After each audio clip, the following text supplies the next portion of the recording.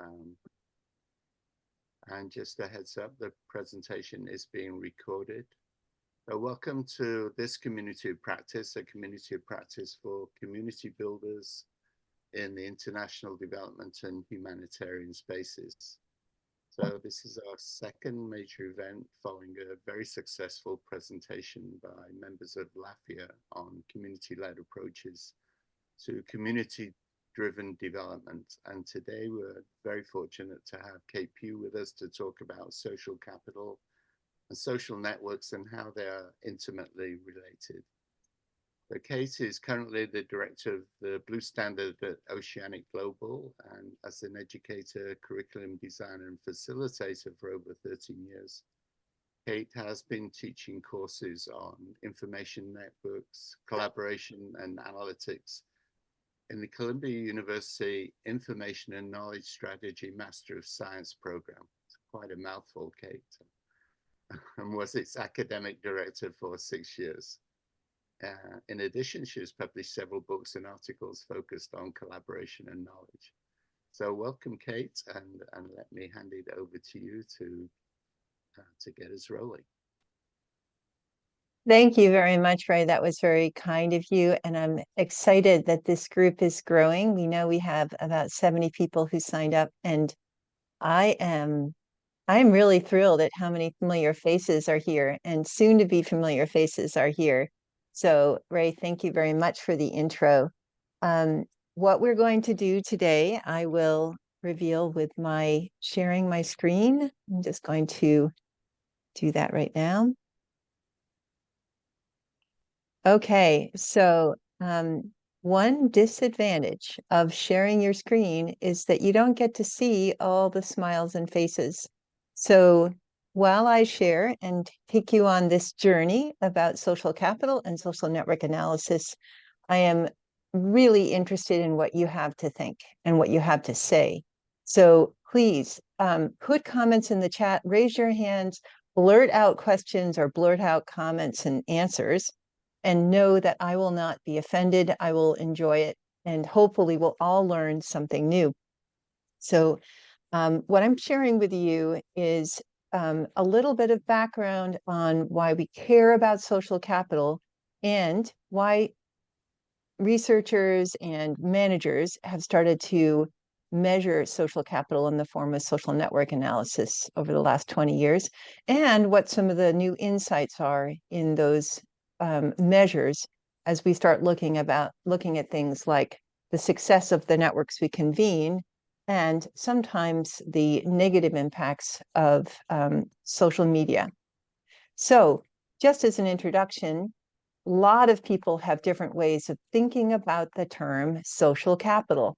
In fact, in the preparations for this, we were kind of wondering whether the word capital is too sort of economic oriented. What we're saying is that our relationships, whether they're through affiliation or they're through actual history with others, can be of value.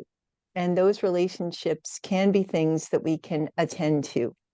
And many times they're unintentional, but when we're working with a community and we want to enable the community to be productive, we may want to turn our attention to improving them. These relationships are not static, they're constantly changing. We have different relationships, but also different reputations, and those reputations can not only help us, but help others. And so, as I mentioned, we're not going to spend a lot of time talking about the math of social network analysis. Many of you guys have heard about graph theory. That is the same set of mechanical and mathematical approaches. We're going to talk about what it means. We'll even try it out. So we're going to start out with a brainstorm, giving you an opportunity to talk about what you aspire to inside your networks, inside your life, and inside your convenings. And then we'll do a little bit of background, and I'll take you, as I said, a little bit on a journey around what social network analysis is. Many of you who are on the call have studied social network analysis with me, or we've worked on projects together on social network analysis. So please feel free to blurt out any nuances that you think are helpful. At the very end, we'll also do a brainstorm and we'll do some practice. So if you have a piece of paper readily available, we'll be using that to help you do your personal network analysis. All right, so we're going to start with breakout rooms.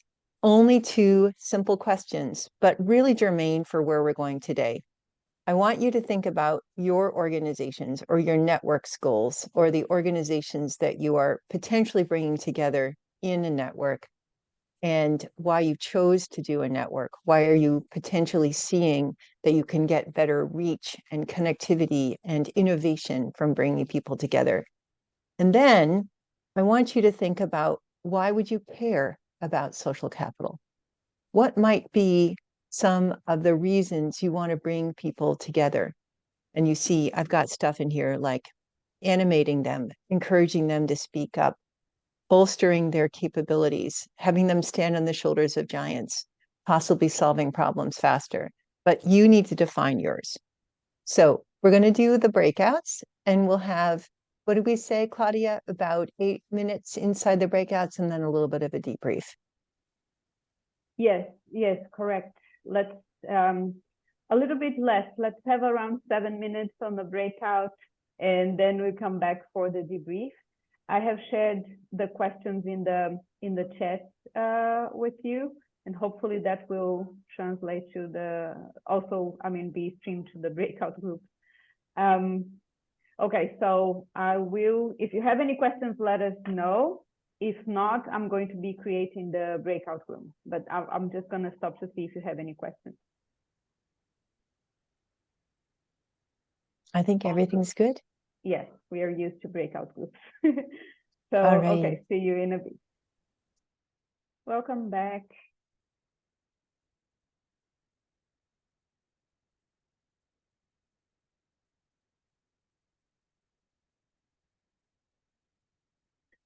Kate, you're mute. Sorry about that. I see 13 people in the main room, and I see we're returning. We had, I think, 21 or 22 just before we all went around. And then I saw some people came in and they were hanging out, so they might be new. So we might have about 25. Correct. Good math. Oh, right. Look at this great group. So I'm really keen on hearing what were some of the reasons people were interested in building social capital and extending their social networks or extending their networks' social capital. Anybody want to share anything?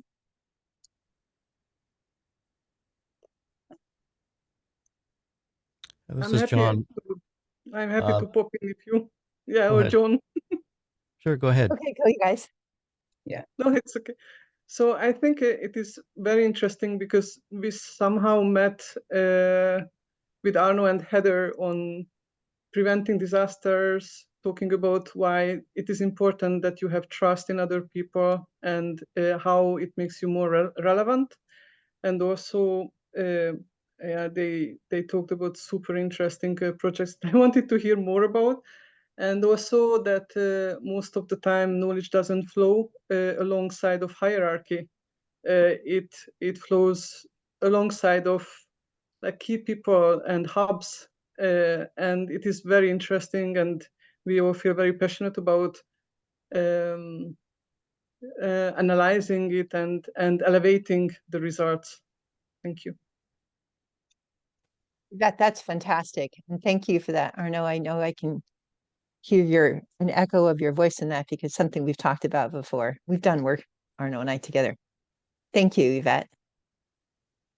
How about Ishmeet and Christina? Oops, sorry. Go ahead, Steve. Yeah, no, I just wanted to say, in our group, I think a lot of it came around to we had �X𝐢𝐬𝐬 and Claudia, and they're starting out and they're trying to get these networks going, engineering and patent. And I've been doing it for 20 years, and I think the value is about learning and sharing and being more effective as professionals is what they aspire to. That's why people join. They don't want to reinvent the wheel. They want to learn from their peers, And I think that's a basic value that I found starting out 20 years ago, that people in the same profession or interest like helping each other out, and leveraging that into knowledge sharing and networking is I think what everybody aspires to, and when setting these things up, especially in the development profession, I should say. And Steve, I submit to you that there's two different types of benefits. One is being smart because you're hanging out with people who are helping you learn. Another is being on the shoulders of giants. So you go into your job and in the moment, you've got this network that can be with you. So you don't have to know everything, right? Yeah. I also added the additional value of building trust and becoming more influential as a group. And my networks, the plan is to transition them into professional associations, and so that they become influential as a group of professionals, helping to shape policies and programs and influence decision making. Very good. Really good to hear that. One more group want to share some of the insights that you guys unearthed. Actually, Kate, what I'd like to say is, Steve, building off of something Steve just said, it is nice, but I would say I have this sense of urgency about it, right?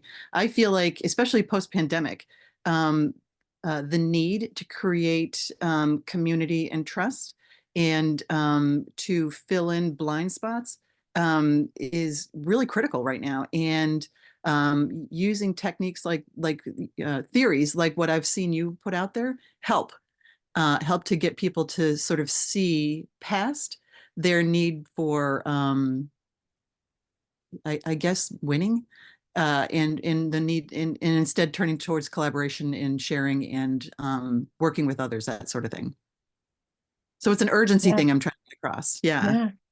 I'm gonna summarize quickly, and I'll add a little bit, if you guys don't mind, Christina and 𝐋𝐢𝐬𝐸, I'll kind of give more. So we heard here being able to get knowledge that's invisible, outside the hierarchy or outside something, right? We also heard about learning and also being sort of having a bigger capacity to deliver because one is part of this network, not only with knowledge, but with just-in-time support.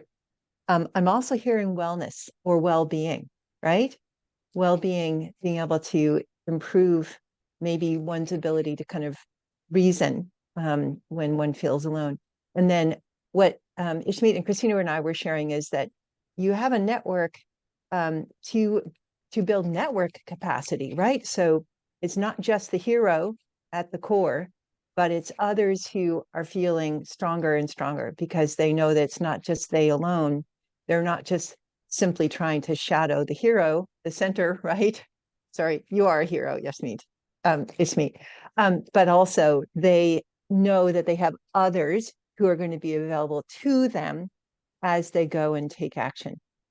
So these are some of the benefits, and you guys went far beyond what I was putting on my own page. So we'll be going into benefits presently, but what I'm going to do here as I go back in the slideshow is to give you a little bit of the academic background. Now, my promise to Ray was I wasn't going to spend a lot of time on this. This is for those of us who want some additional resources. So we are biologically designed to collaborate.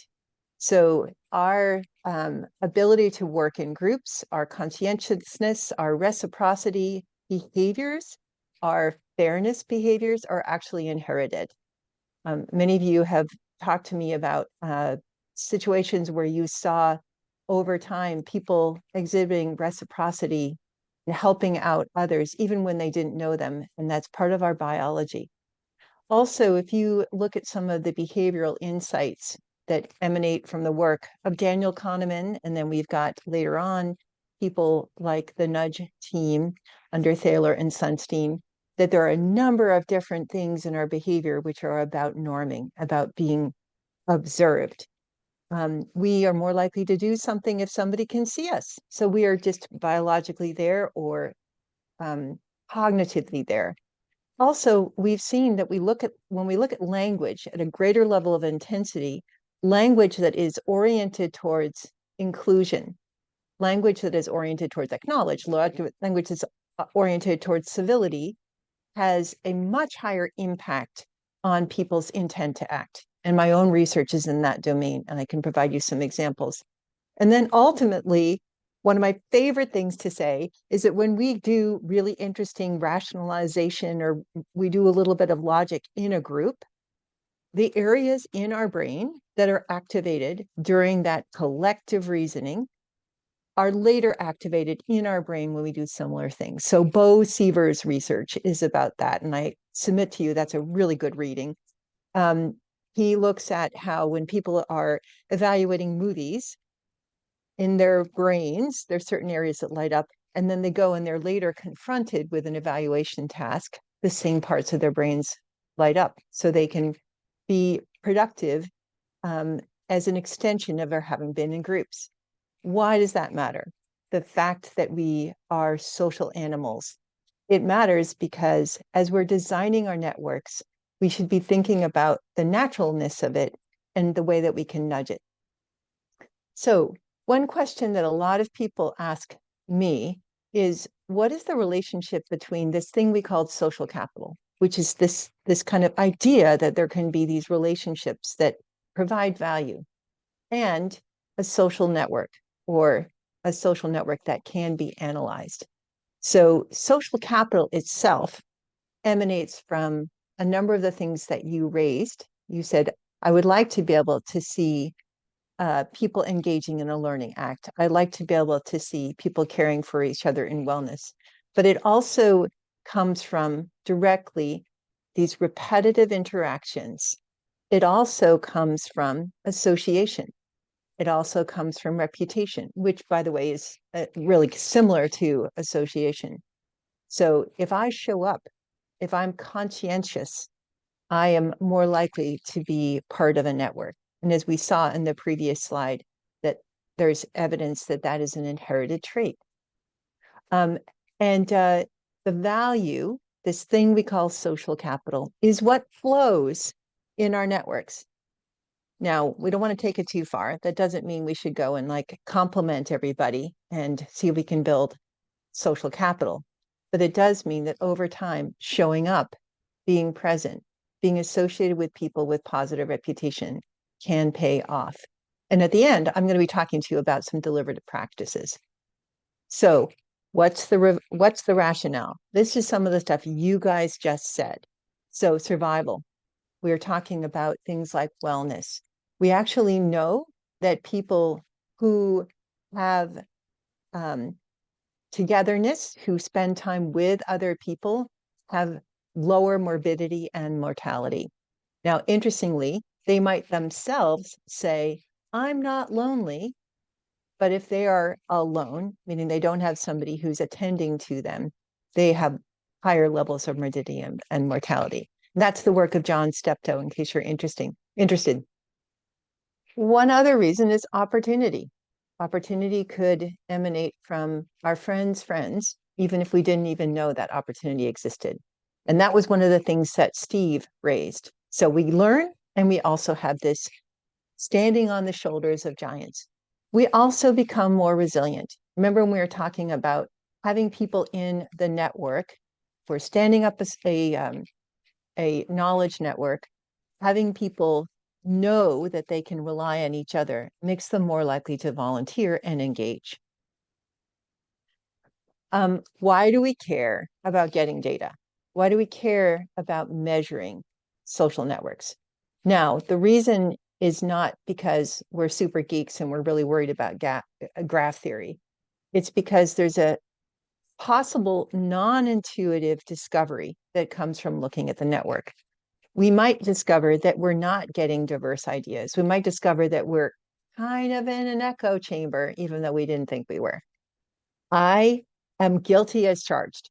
If you look at my LinkedIn, you'll see that I have like a zillion connections. I don't know, I have 2,000 or something. That's a really high number.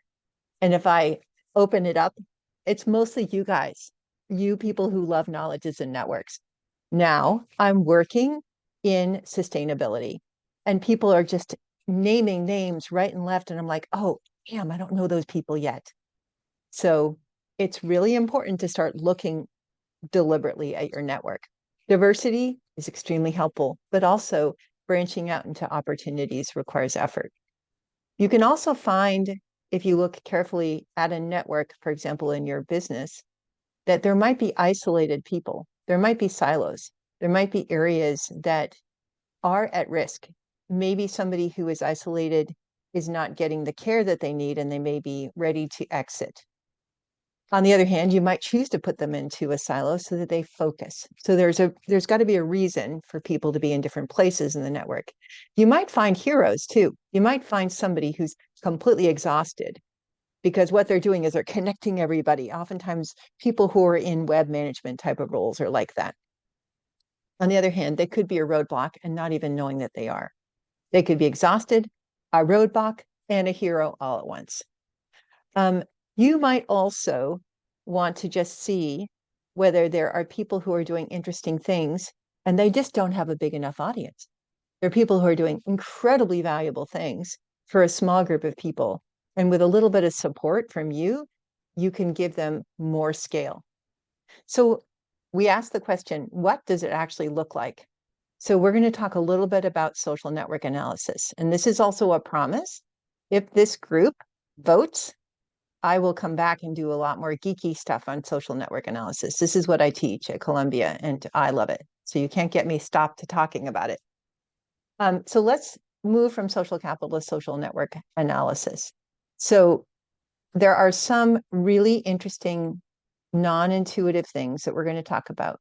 People that we only know a little bit, or that we only know through others, which we call long bridges, can have value.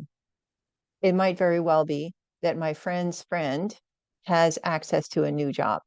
So when Christina and I were talking earlier, Christina was saying, I'm venturing beyond my current network and I need to find people who have insight that I couldn't actually see on my own. That's one of the things about long bridges that is excellent. A long bridge I'll describe presently. They have diversity and they might just have access to other resources. But not all networks are created equal. So let's go and look at that.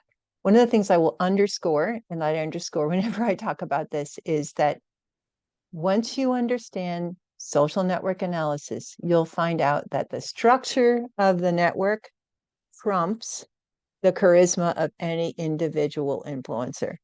They might look pretty interesting when we see them on paper. We might pay them lots of money to retweet what we say. But if their descendant network isn't really super connected around the world, then it falls into the dark. It's like a voice in the wilderness. And there's a lot of really good research on that. So let's define social network analysis. It's a perspective on studying relations and then visualizing it.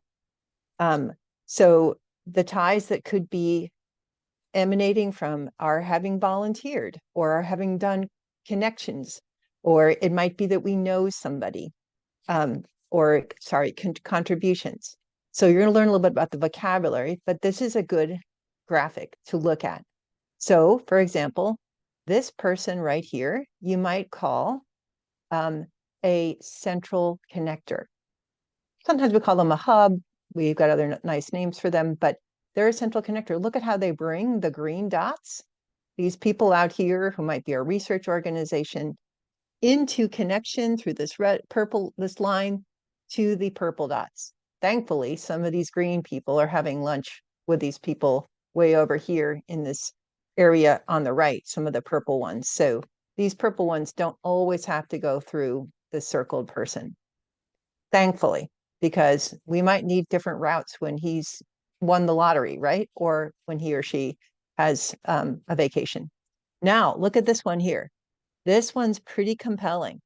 I don't know if you can tell this, but for the most part, the connections between this color red, I think the colors on this don't look that great, but this group over here, the connections between this group and other groups are gated by this person.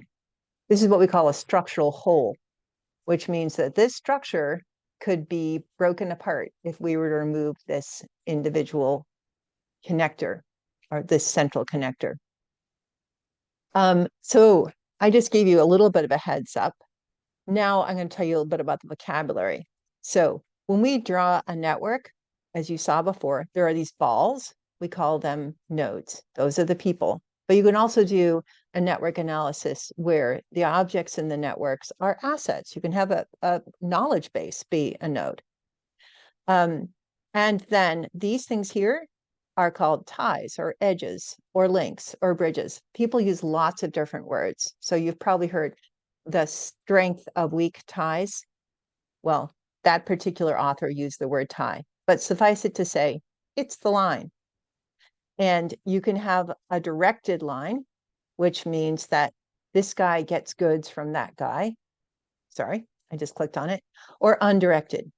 I tend to use undirected lines when I am doing my social network analysis all the time. Whenever I use tools like Polynode or Gephi, I just like using undirected because there's very rarely in my systems situations where things only go in one direction. Maybe that's just because I'm biologically primed for reciprocation. So yeah, we're all biologic primed there. So one key thing is this idea of an open and a closed network. And why you should be listening now is that when you do your little hand map, I'm going to encourage you guys to think about open and closed networks. So this gentleman over here, or woman over here, is in a network which I would call an open network. They're sitting in this central place and they're connecting these other networks. So the fact that these other networks are not all connected to each other means that it's not very, air quotes, dense, means there's not a lot of redundancy except for maybe, okay, these guys are pretty redundant. But what that means is when you have an open network, you've got access to a lot of variety. You have a lot of variety. In fact, you can learn things from these diverse groups.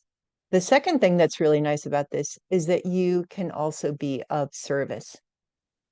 So if you're in that central role, you could help Gupta and Gretzky and Williams meet 𝐻𝐤𝐬 and Kim, and I can't read that word, looks like 𝐋𝐢𝐧𝐤𝐬 to me, right? So you can be of service to them.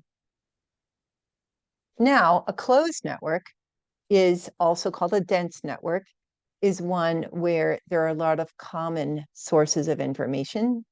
This is like an echo chamber.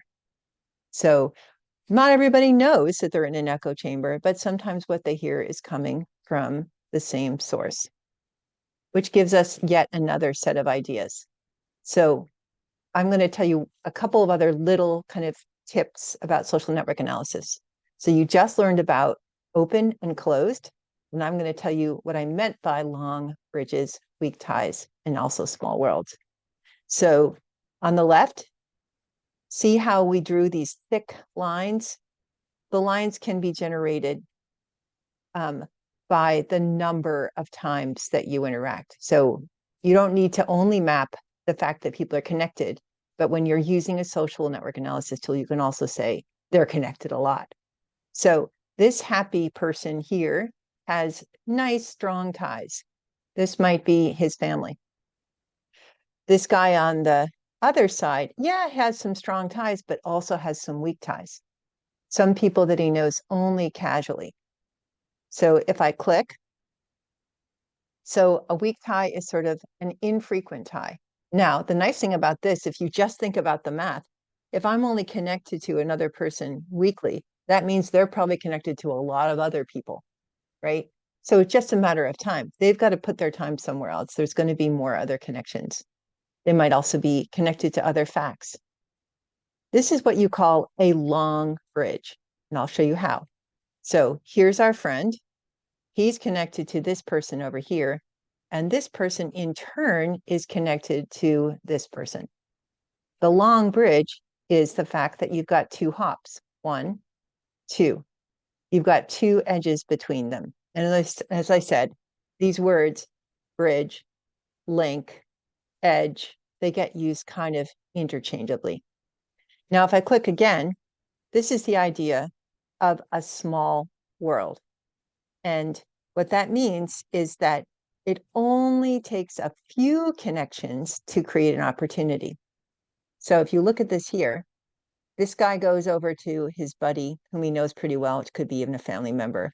And he's got this very weak tie over to this other place. And then look, with another weak tie, we've got ourselves into a whole wide new world. So this person over here didn't actually have to have a connection to this other person. It doesn't take more than 6 hops to get around the entire world. You've probably heard about the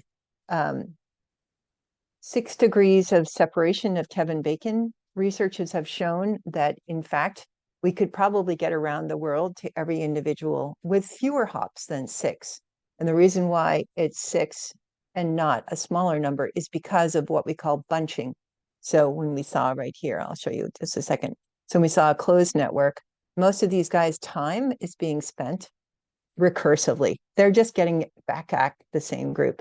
So here's our weak ties, remote ties, or also called long bridges, same words, small world effect. And then with one more click, this is called a wide bridge. And by the way, sorry about the lines hanging out. I'm not very good at working my mouse and doing PowerPoint. But so what's interesting about a long bridge is, sorry, this is a wide bridge. The interesting thing about a wide bridge is that our hero over here has 2 different people who's telling him things. And that means that he might be getting information from 2 different people that is relatively the same information. The interesting phenomenon about wide bridges is that if we hear something from 2 different people that from all other evidence appear to be separate, appear to be not connected, then we might be more likely to be convinced. In fact, there's evidence that we are much more likely to be convinced by a wide bridge than just simply a strong tie. So what that means, for example, is if we wanted to spread conspiracy theories, which is going to come up, we could insert wide bridges. So a little bit about conspiracy theories. My students love this. So conspiracy theories have 2 main ingredients. One is psychology and the other is network structure. So psychology, evil actors. Let's see, maybe Bill Gates or George Soros are doing nasty things to kind of infiltrate our information. That gets coupled with fears of something bigger than oneself that feels overwhelming or overbearing. Some people have fear of science. Some people have been primed to have fear because someone has told them, you're going to get bad news and you're not going to believe it. We have certain characters in the US who do things like that. Then with respect to the network structure ingredients, it turns out wide bridges are the culprit when we are spreading conspiracy. What does that mean? For example, if there is, let's say there's a rumor that Taylor Swift is going to marry Travis Kelce, and somebody starts saying, oh, they're going to get married on the top of the Empire State Building. And somebody else says completely independently that the 2 of them are going to get married in New York. If the 2 sources of information appear to be completely neutral and disconnected, you're more likely to believe that. Then you might take action, right? Even though it might very well be that we as a manipulator may have set that up. So if I asked Claudia where Taylor and Travis will be getting married, I don't even think they're engaged, but at any rate, we'll probably find out that if she says it and I said it, you'll believe me, even though I just made it up on the spot. So let's talk a little bit about why a group of people who are studying networks can be of service to us. And that is, there are some archetypes, there are some typical network structures that we want to be aware of, because if they're around us, they might affect the way we can manage better. Here are 3 different types of general generic types of networks that have been revealed during some research between McKinsey and Babson University. So the first one you can see is fairly dense. These people know each other really well. This is what you call a network suited for a customized response. So if something comes at them, they can quickly concur on an answer, and they can respond to anybody who's asking questions. They tend to be individually externally associated. So a consulting firm might be like this, particularly a strategy consulting firm. They're far-flung and they're all encouraged to build external networks, but there's a lot of intimacy. So if somebody over here says, hey, I heard from this client that we need to invest in solar energy immediately because you know, we're going to be seeing spikes in oil prices. They'll say, is that true? They ask this person. This person has this connection. Then this person can ask this person. They can much more quickly man a response, very quickly summon the answer. For a modular response, this is where the components of the question may be known, but the actual sequence may not be. So maybe it's, okay, we know we need to invest in solar energy, but there's a lot of questions about solar energy. Where do we source it? Where do we put it? Do we go and put it in the middle of a field or on a roof? Do we have to have maintenance contracts? So it might be that this is the group that's the expert on procurement. This is the group that's an expert on public policy. This is the group on citizen action. So modular response, different bits, you might need to have a different sequence. Thankfully, you have talent already. These guys are talented, these guys are talented, these guys are talented. They've honed skills and methods.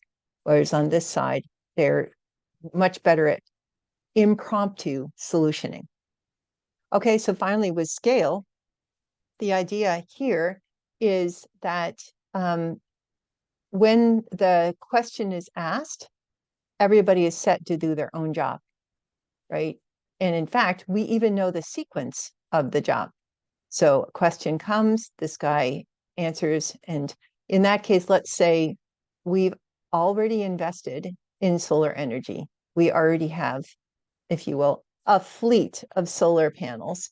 And now somebody has said, I can get you a lower cost. So now we're going to be saying, oh, when price changes, we have a process that we use. And the process is very deliberate and it's sequential. So there are known solutions. Either we're going to go with it or we're not going to go with it. We have a price cost and we have a cost benefit analysis. So there's an example of some really, really helpful rules of thumb for thinking about networks. In turn, you might choose to design one or the other depending on the goals of your knowledge network. So your knowledge network might be all about, we're going to be intimately sharing best practices and we're going to be all kind of inside the cone of silence and we're going to be vulnerable if we need to, and let's just keep on asking questions and solve and solutioning. This one might be, hey, maybe we should be standing up some best practices. What do you think about that? Or maybe we should take a best practice over here and bring it over there. Let's go and create a corpus of best practices. And this one might be, well, we don't necessarily want to do a lot of publishing, but we've got some good ideas already from our sponsor. Our sponsor has put together training, and we know how to go from region to region to region to get people to get this training. It's pretty deliberate. All right, so now let's do a little bit of practice. Am I in the right place here? Okay. You guys have learned a little bit about long bridges, which are bridges that involve 2 or more hops to another person who might have wisdom or might have connections. You've learned about wide bridges, which might mean you could infiltrate a person by giving them 2 different sources. Or, you know, for your own self, that you might be best influenced by a wide bridge. If I'm going to go and take a new type of supplement, I like to know whether or not it's a good idea by asking my doctor and asking my friends who've taken the supplement. You also know about this idea of the strength of loose ties. So it can very well be that if you can amplify the number of edges and nodes in your network, good stuff could happen. So you know some basics, right? What I'm going to ask you to do is take your paper and just draw 10 different dots on your paper. All you're going to care about is 10 different dots. These are people that you might have interacted with recently in your work. So let's say you're doing work or volunteering and you just want to get some stuff done. And what I want you to do is to just draw these 10 people and then draw lines. And take a bit of time on this. I'm going to give us 5 minutes right now. And what we're going to do is we're going to ask questions. And by the way, there's no reason to worry about reading these questions as you're doing it. There's no cheating. This might be helpful to have in your head. How central are you? Are there some super interesting people who have lots of things that aren't on the page? Or, God forbid, is this 10 group of people sort of sitting inside of an echo chamber? And I don't mean God forbid, it might very well be that you're working on a project. You've got to get it done. And are there some superstars that you really want to access, but you're not sure how? And maybe are those 10 people a ticket to that next connection? This idea of wide bridges, are you getting the same, you're getting ideas through distinct edges? So I'm going to quiet for a moment and I want to encourage you guys to try and do this. So literally what I'm doing is I'm just drawing 10 dots on my page. I'm going to put some names on them and I'm going to draw lines. Anybody have any questions? And a question I have for the group, do you guys want me to keep sharing the screen or do you want to draw it and then I'll get the screen back up?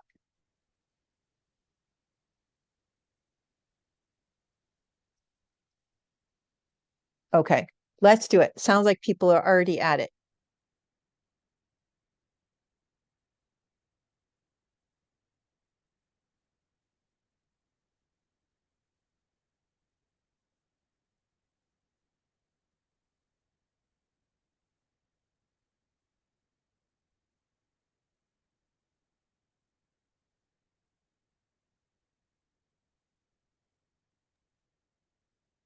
Kate, one question. So we are one of the dots, right? Yes, you're an important dot. What I'm doing is I'm putting myself in the middle. Just because this is an ego network, that's a word we use for it, and it's just a personal network.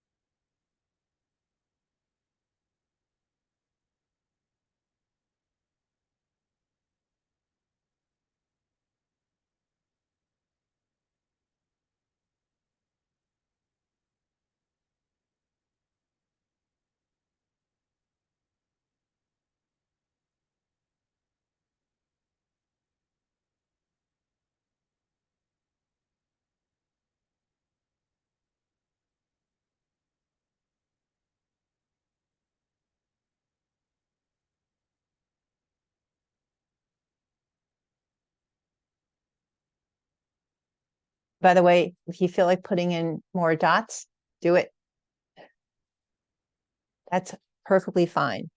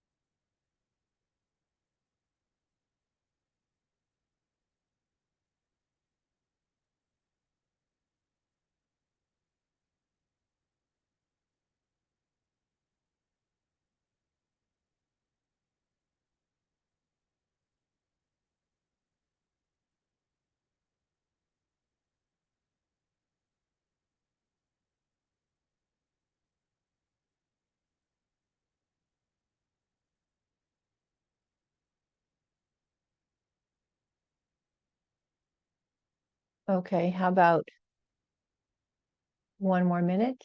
1 more minute, is that good, you guys? I see some people are looking up. Yeah, I think so. I'm in the connecting the dots.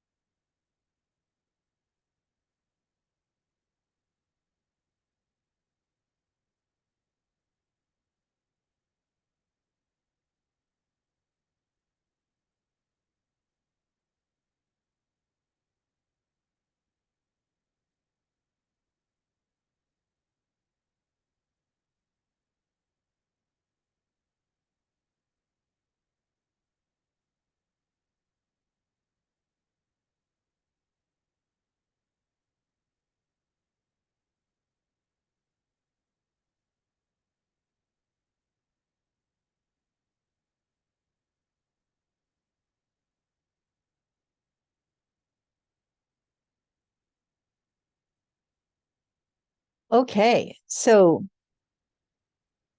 I'm going to share mine and I'm going to talk to you a little bit about it because I don't want to reveal anybody else's. I literally just drew this. Whoops, not great. And apologies for the fast handwriting. So can you guys see my screen here? And is it cut off? It looks like it's a little bit cut off, isn't it? How's that? Sorry. How's that? Can you see my screen? Yeah. Okay. So what I did was I put myself in the middle. That's KP. And I said, all right, who am I connecting with on a regular basis? So I said, I have a lot of people from Oceanic Global. This is a larger group, obviously. And I have Claudia and Ray, who have helped design this material. And we've been teaming for a while. And my colleague, Eve Porter-𝐬𝐤𝐬, I have that nice nickname here, who has met Claudia. I think you've met virtually. And Eve and I have been teaming on a number of things. And I have a line that I'm missing here, but one of the things that Nara and Eve and I and Steve Towns have been doing is we've been working on educating people on those conversation ideas that relate to reciprocity I mentioned earlier. So I have a line missing, but my line's missing where I'm connected to this group in each one of these people. I guess you could say, for argument's sake, this could be a situation where Eve is my structural whole. Eve is my gateway to these people. This is not true, but that's a good illustration. I also put Arno in here, and there should be a line connecting Arno and Eve because they know each other. So shame on me for rushing here. And then I have a bunch of people that I know, Peter, Mohammed, Linda, through another group, which is my University of Maine colleagues. Ryan, kind of out here on an island, is with George Washington University. And interestingly enough, I don't have a lot of other people that I've connected except through him. So it's like Ryan, etc. Now, what's interesting here is you can see I've got these different sort of subnetworks. Maybe those subnetworks could meet each other? Could I be of service to them? So if these guys are with Oceanic Global, can I introduce them to Ray and Claudia? There might be some immense opportunities. I mean, I'm not going to tell a whole bunch about this story, but I can imagine it right now. But I also can think, oh, wow, Elizabeth and Leah could meet with Steve and Nara. But maybe just in this fiction here, I have Eve here as the linkage. But maybe I'd have to meet with Eve and see whether Eve could help me meet these other people. And then if you notice here, I'm the only one that is connecting all of this �X𝐬𝐬 community to Claudia and Ray, and to my Oceanic community, which is Elizabeth and Leah, and also to this community of people who are working on the conversation education through Eve. And not to be missed, it might very well be that I want to introduce Arno in his entire constellation to my community at Oceanic Global. I know Arno has a particular interest in small island developing states. So I'm going to stop here, and I'm wondering if people themselves have had similar kind of insights. Somebody want to talk about theirs and what kinds of things they've seen? What I'll do is I'll stop sharing here so we can see each other's faces, but I'll ask those same kinds of questions.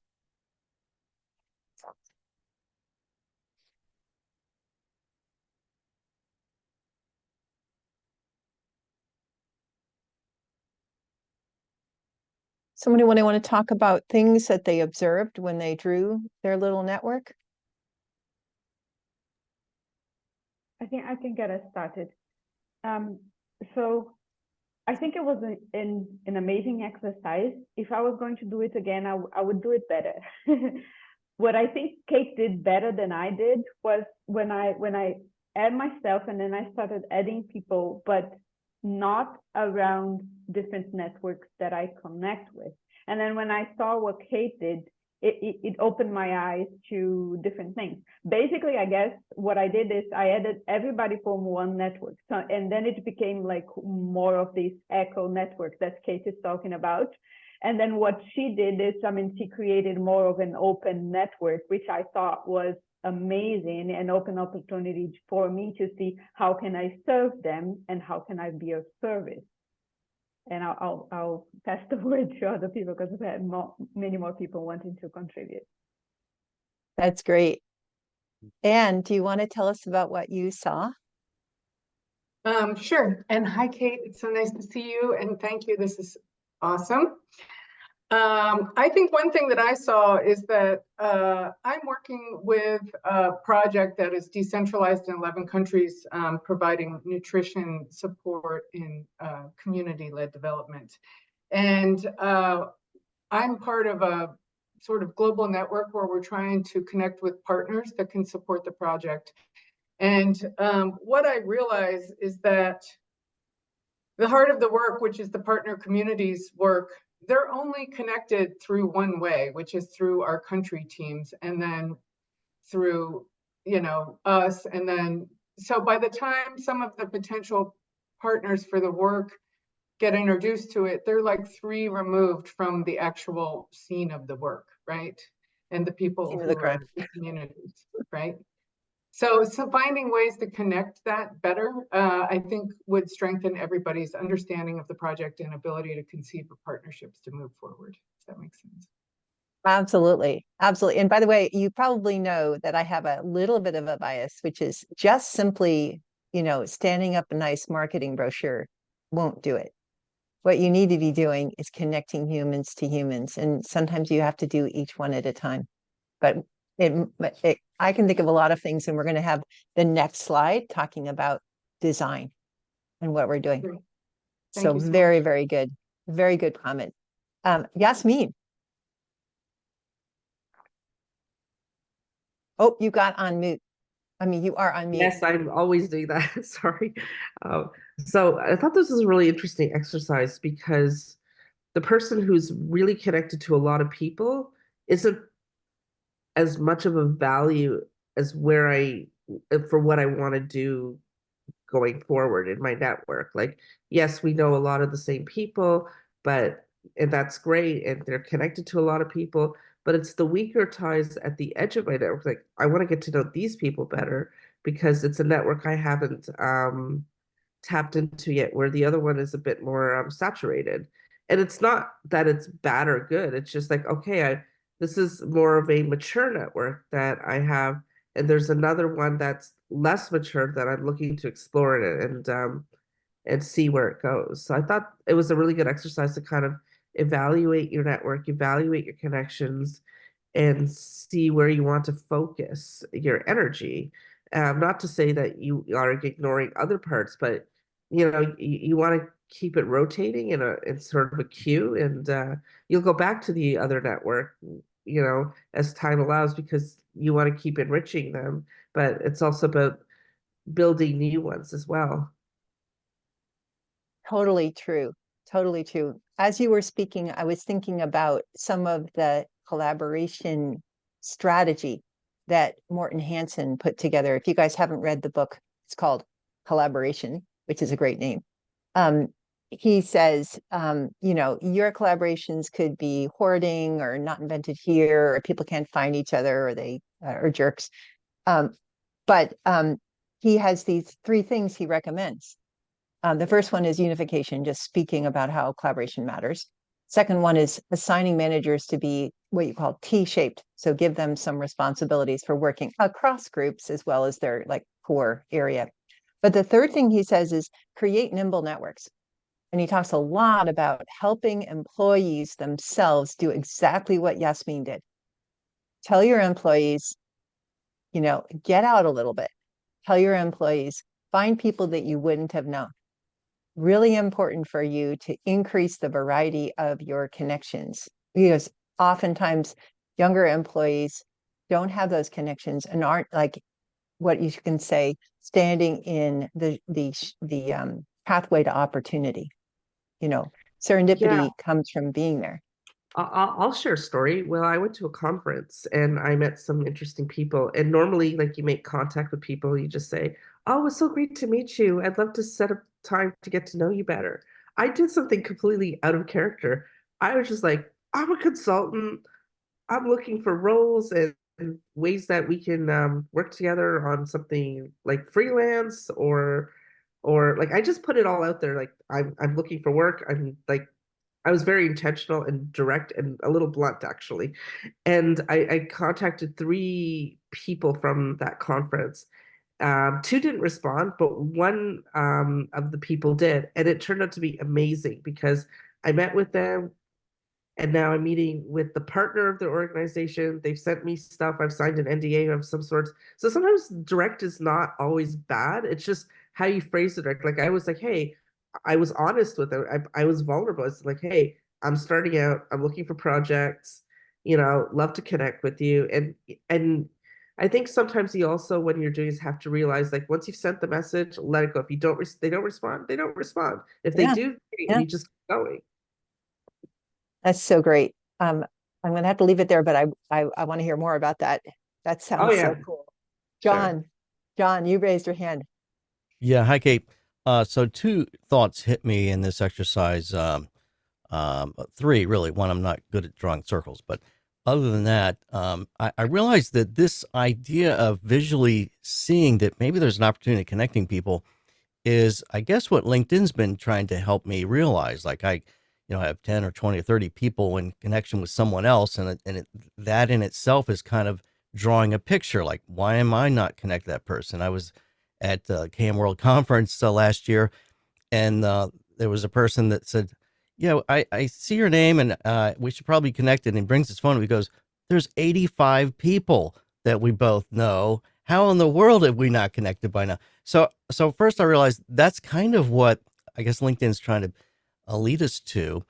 And my second thought was this exercise and trying to do this on an individual basis is interesting. But what I thought about when people leave an organization and we're trying to capture knowledge before they leave about what that individual knows as an expert, Have you seen this exercise been used where we're trying to also connect and capture information about their connections at that stage and not just their knowledge? Mm-hmm.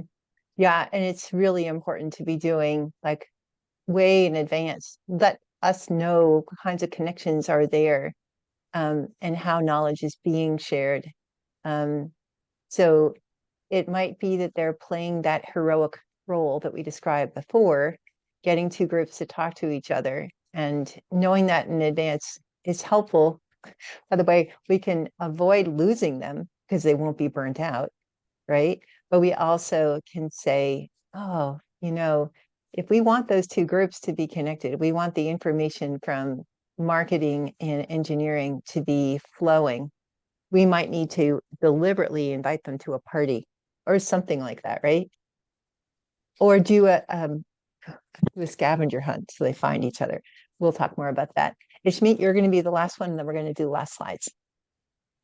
I think this was an excellent exercise, mostly because I didn't realize that I was such a social introvert. So I'm really surprised that it became really complicated really fast.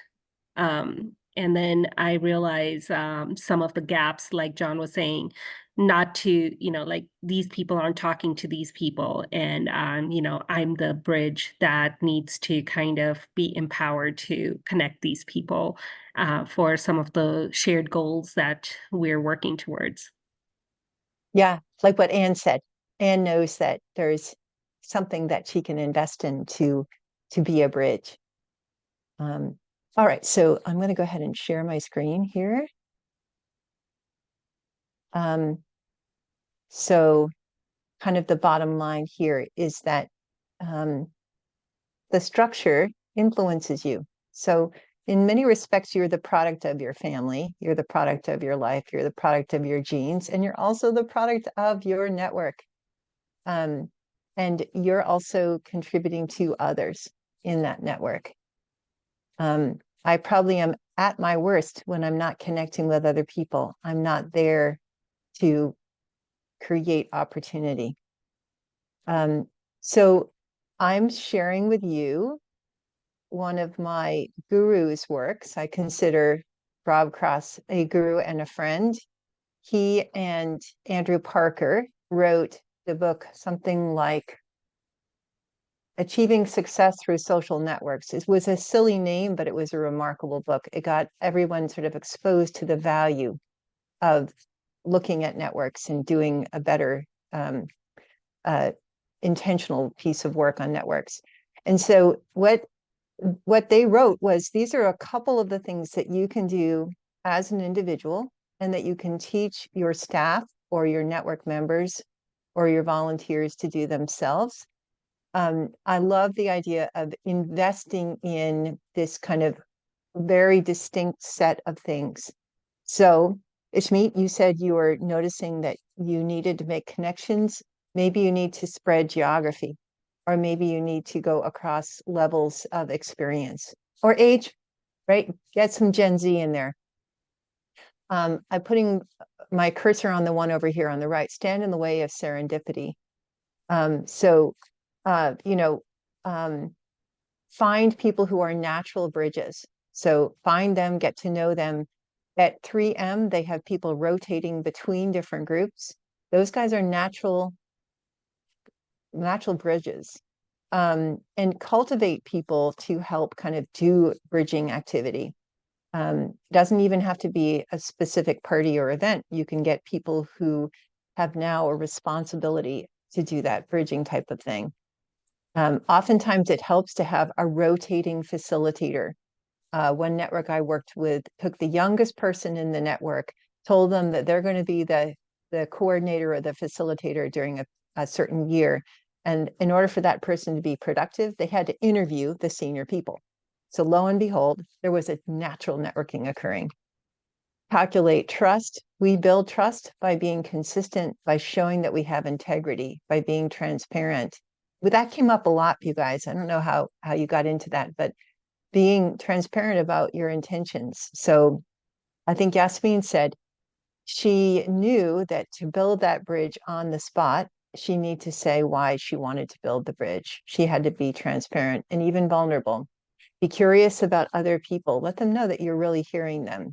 You may not always agree, but you're there to hear. Be accountable. Reciprocate. That's one thing that's really key. And then if you're going to find the network expansion through reputation and reciprocity, do a number of different things. So this is what you might do one-on-one, and these are things you might do and just throw it out into the world and hope that people see it.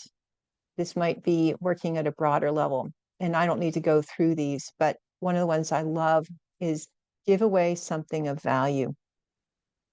Adam Grant, in his article, his book, Give and Take, he's also got an article, said, do 5-minute favors.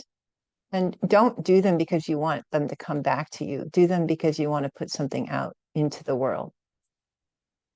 So, I'm just going to check on the time. How are we doing with time? I have 10:47, so we have a little bit less than 15 minutes. So I want you guys to brainstorm in the chat some of your activities that you're going to pursue. Things that you could do as a leader looking at the network. I'm going to particularly focus on that. I want you to turn your ideas outward. And by the way, I know you're going to follow through because you've just drawn your own network, so you're motivated. So now I'm talking to you about how you're going to let the people around you succeed. So here are some examples that I put together, and I think that probably many of you have mentioned these. So maybe have small one-on-ones.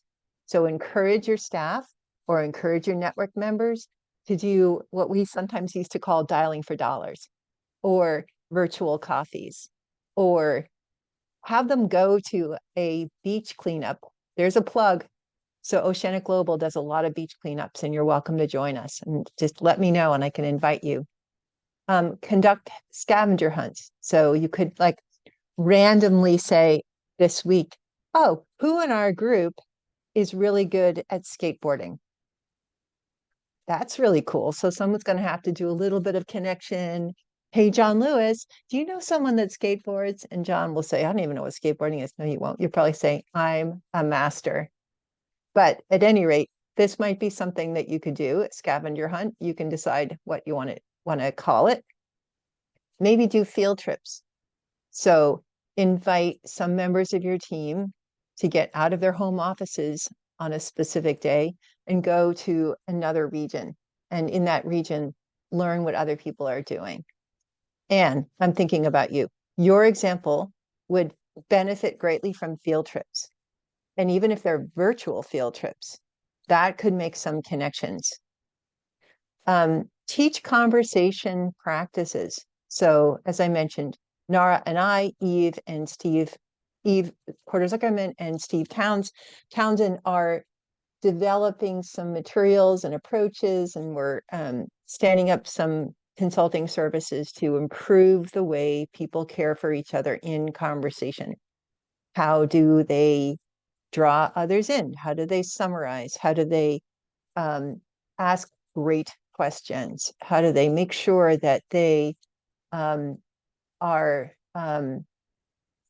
making statements that are not making statements that are making questions that aren't statements in disguise, or making statements that are not accusations in disguise, if you know what I mean. And so when you teach others to do that, to speak authentically, when you role model it, others catch on. You show that it's working. And I put in here the virtual coffee dates. So I am not able to see the chat. So what I'm going to do is I'm going to stop this, and I'm going to stop my share for a moment before I do my last slide. And I'm going to look in the chat because I'm hoping to see goodness.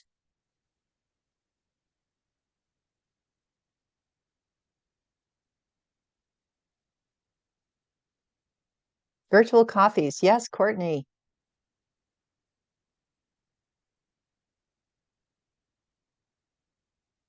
Yeah, and Nara, you had a good point there. Relationships are not one to many.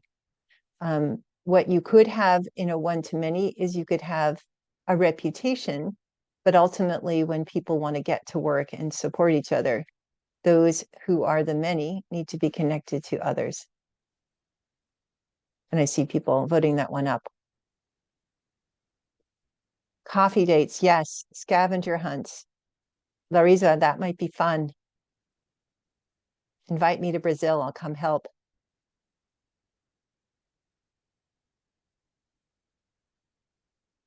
And Anne pointed out that tone in conversation is super important. For example, if I stand up a coffee clutch with all my staff or something, and it ends up being a gripe session, that's not going to probably pay off the way we could improve relationships by sharing joys.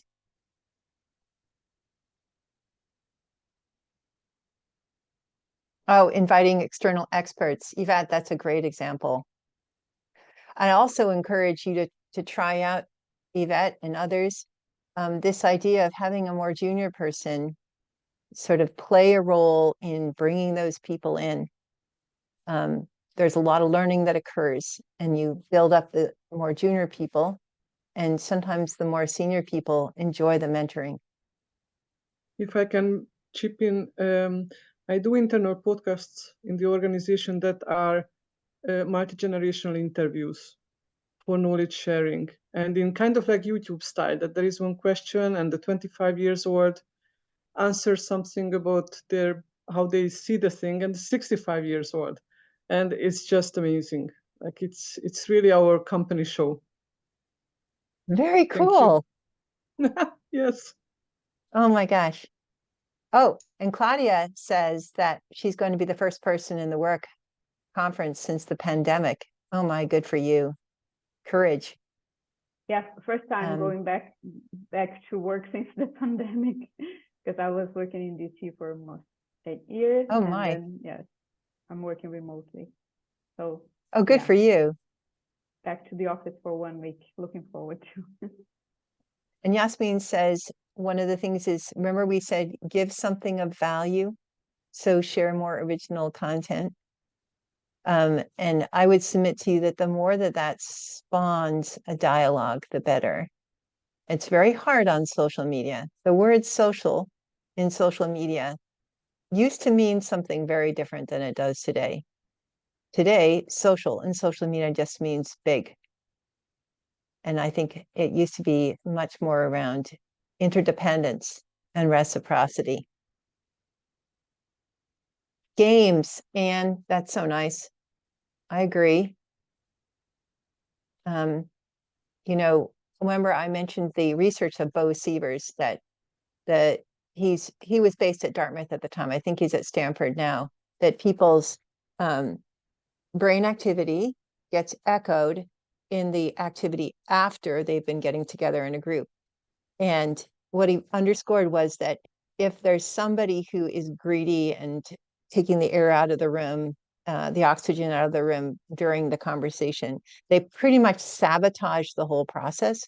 And in those cases, in the subsequent tasks from the people who did the work in it, their brains don't react. So if there is fun and there are people learning and doing clever things together, you're more likely to be taking that impression of the group forward, actually neurologically. So I love that kind of research. I think it's fascinating. Peer learning experiences. Veronica, what a great idea. Oh, a lot of applause there. Blogs. Thank you. How fun.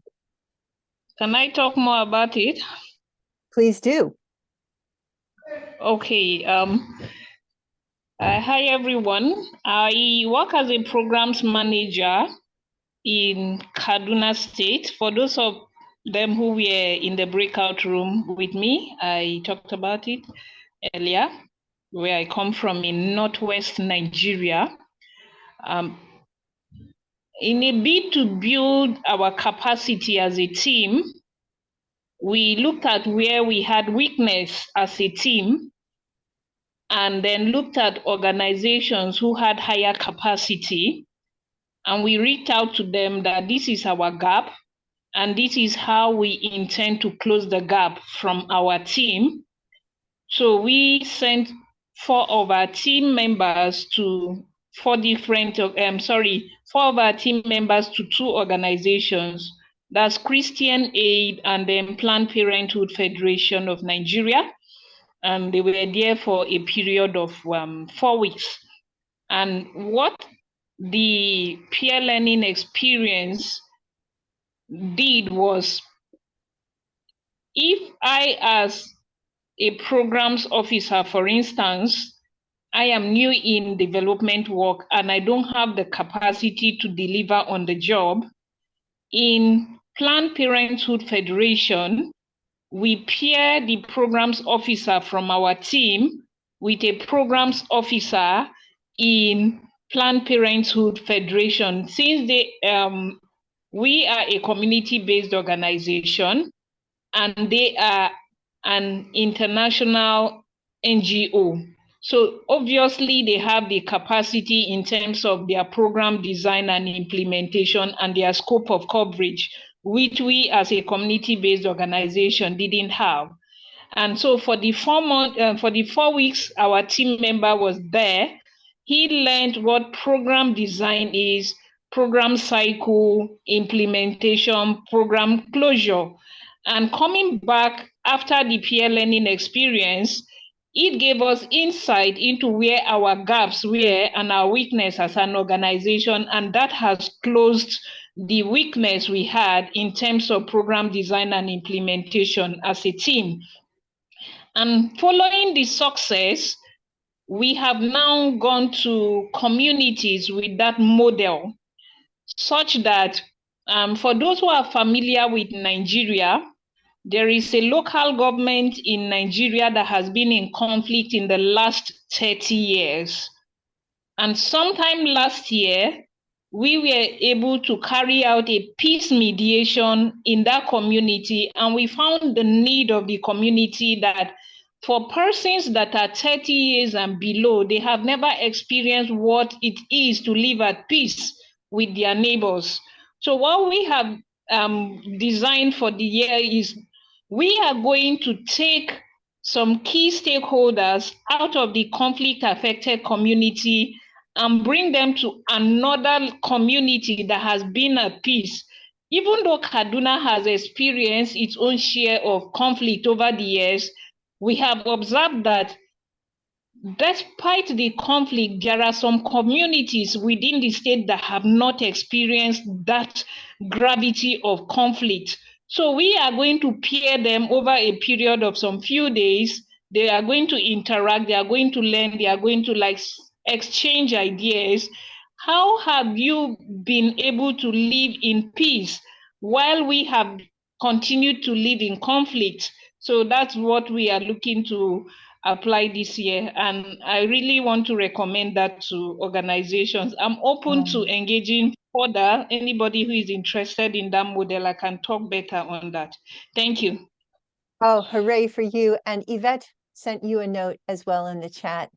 And I absolutely believe that your example of a field trip has been so expanded, so interesting. And the lovely thing about this, as we talked about before, is that people can know that their capacity has grown because their network has grown. They know that they have others to learn from and rely on. And in your case, you've got people who have seen peace. Oh, it's brilliant. So I'm only going to share just one slide, and this is just such a lovely lead into it.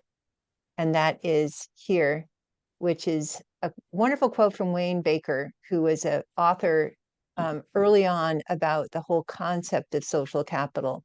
He preceded the kind of deluge of social networks. And I think if you have time to just grab that book, it shouldn't be very expensive. You might find some of the basics that I just shared. And what he says here, in practice, using social capital means putting our networks into action and service for others. So putting our networks into action to do things like bring about peace and to serve others. So I want to thank you. And I know that we've gone right to the top of our hour. I know also that we've recorded this, which is wonderful, and I'm delighted that we're going to be getting copies of the chat. Claudia, over to you. Ray, over to you. Thank you, Kate. Thank you, everybody, for joining. I mean, this was wonderful. At least I can say for myself, it was an eye opener. It's almost as now I can understand that there is so much, I mean, in this hidden world of, you know, social connections and social capital. And it's just the beginning, just like Kate said. So I do hope, Kate, that you will enlighten us with, you know, more in-depth topics later on. But for now, this was wonderful, and thank you very much. And thank you for people who are sharing like feedback in the chat. Please continue doing so if you have time before leaving. If you have some recommendations for future sessions, please do so, and we'll take that into account.